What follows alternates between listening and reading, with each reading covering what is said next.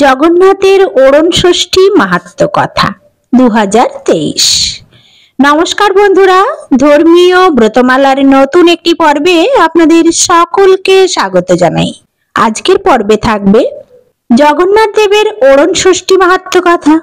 জগন্নাথ ও বলদেব কেন তার দুই গালে চড় মেরেছিলেন, কাকে মেরেছিলেন, জানবো এর বিশেষ মাহাত্ম্য কথা।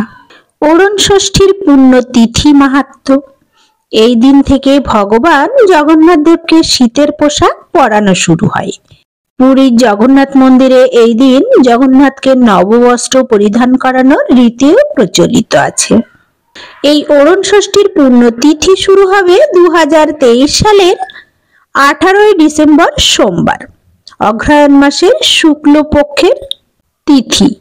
আমরা সাধারণত নতুন বস্ত্র ধৌত করে পরিধান করি, কেননা তাতে মাড় দেওয়া থাকে। কিন্তু জগন্নাথপুরীতে রীতিটি হলো তারা মাড় দেওয়া বস্ত্রই পরিধান করান জগন্নাথ দেবকে। তাই পুণ্ডরীক বিদ্যানিধি এরকম দেখে জগন্নাথের সেবকদের সমালোচনা শুরু করেছিলেন, কিভাবে আপনারা এই মাড় দেওয়া কাপড় সহ নতুন বস্ত্র জগন্নাথকে পরিধান করাচ্ছেন।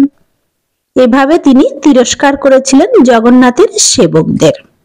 সেই রাতে ভগবান জগন্নাথ এবং বলরাম পুণ্ডরীক বিদ্যানিধিকে দর্শন দিলেন এবং তাকে এই বলে তিরস্কার করলেন যে তুমি আমার সেবকদের সমালোচনা কেন করেছো? তারা যা করেছে তাদের নিয়ম অনুযায়ী, এবং আমার সেবকদের বিরক্ত করার কোনো অধিকার তোমার নেই। এই বলে তারা তাকে চড় মারতে শুরু করলেন। তার মুখ ফুলে গেল। তিনি যখন স্বপ্ন থেকে জেগে উঠলেন তার মুখমণ্ডল তখন খুব ফোলা ছিল, তাই তিনি এই ফোলা গালে বাইরে যেতে বিব্রত বোধ করেছিলেন। সেই জন্য এটি একটি বিশেষ দিন হিসাবে ধরা হয়। মায়াপুরে জগন্নাথ, বলদেব ও সুভদ্রা মহারানীর জন্য নতুন বস্ত্রের আয়োজন করা হয়।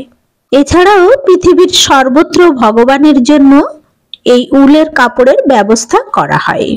বিগ্রহ হলেন ভগবানের অবতার, তাদেরকে অবতার বলা হয় কেননা আমরা ভগবানের চিন্ময় রূপ দর্শন করার যোগ্য নই।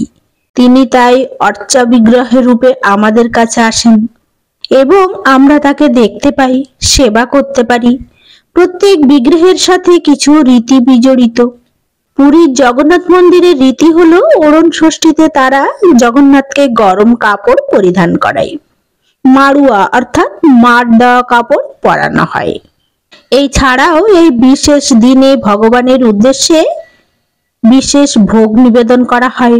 তাই সবার কাছে এটি মনে রাখার মতন একটি দিন। আজকের মতো এই পর্যন্তই। ভগবান জগন্নাথ দেবের কৃপায় সকলে ভালো থাকুন, সুস্থ থাকুন, সুন্দর থাকুন। নমস্কার।